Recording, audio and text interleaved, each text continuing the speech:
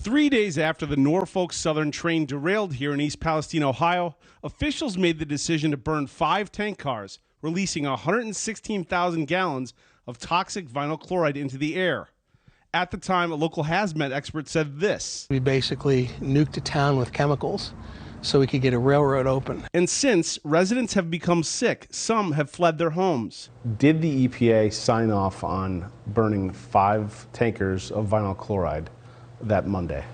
Well, EPA didn't sign off on anything, even if it was 1 tanker. Mark Durno is the U.S. EPA official in charge here. We were consulted for health and safety purposes to be able to, they wanted to know whether or not we could set up an air monitoring system to be able to adequately address community safety issues. Yes, we were part of the overall decision, but we were not a signatory to the actual incident. So I just want to be clear. The decision to burn the 5 tankers of vinyl chloride, the U.S. EPA was involved in that decision.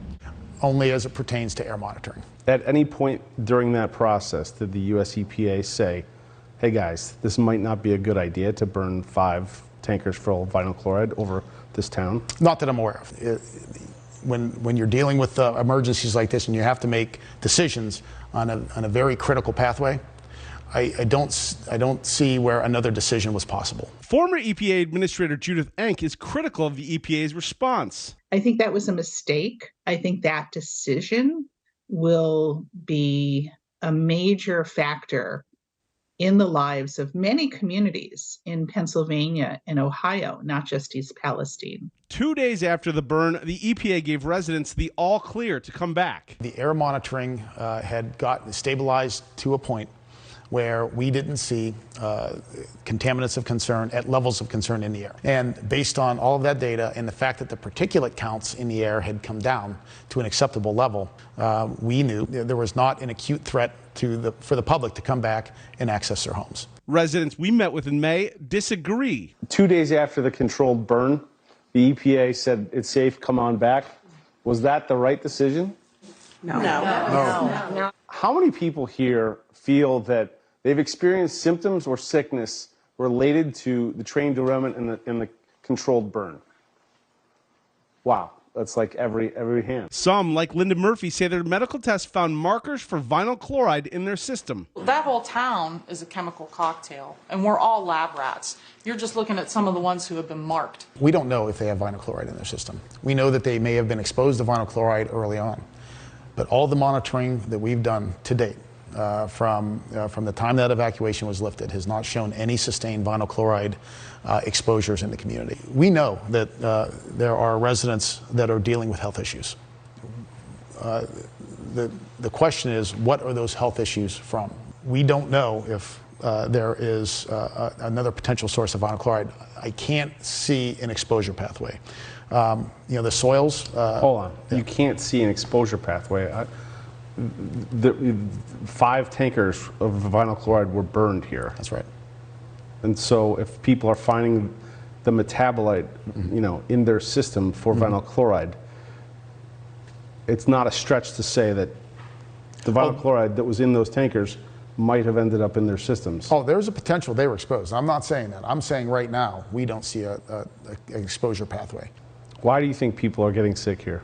I don't know the answer to that. I'm not a health professional. Independent testing expert Scott Smith has found dioxins, the most carcinogenic compounds on the planet, in the soil, the water, and in people's air filters. His latest results from 3 residents who have reported health symptoms showed dioxin levels in their furnace filters at least 2,000% higher than a control sample in a neighboring town not affected by the toxic plume. Other than taking a biopsy of people's lungs, the next best thing to see what they've potentially been inhaling that could be causing their medical issues are the furnace filters. His work should encourage the U.S. Environmental Protection Agency now to go and grab some other filters and do similar testing and analysis. But the EPA says they will not test furnace filters here. I think that's a mistake. Why won't the EPA do this?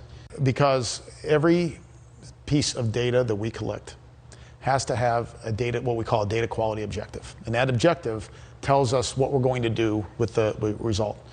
If we go out and collect a furnace filter sample and we don't have any comparative values to measure that against, then all we have is a piece of data that we can't use. In the EPA's opinion, is East Palestine and these surrounding communities, is it safe here for residents? I don't see any exposure potential from the derailment site based on the hundreds of thousands of monitoring points that we have.